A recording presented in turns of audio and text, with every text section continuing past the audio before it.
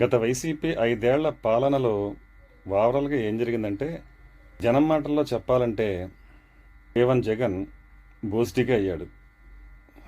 A2 Viswa Reddy బట్టేబాజ్ అయ్యాడు. వీళ్ళిద్దరిని అడ్డం పెట్టుకుని అక్రమార్జన ద్వారా సుబ్బారెడ్డి, పెద్దిరెడ్డి, కసిరెడ్డి లాంటి వాళ్ళు అపర కుబేర్లు అయ్యారు. పార్టీ కోసం వీర విధేయత చూపించి పైన కింద చింపుకుని పనిచేసిన దళిత వర్గాలు, అంటే మెజారిటీ ఆఫ్ దళిత వర్గాలు హత్యలకు, అఘాయిత్యాలకి, అత్యాచారాలకి, అవమానాలకి గురయ్యారు.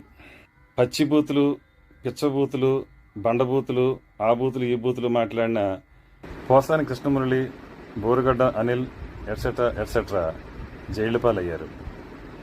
ఏతావాత ఏపీ మొత్తం విరిపుష్పాలను నెత్తిన పెట్టుకుని తిరిగిన కొండగొర్రెలయ్యారు.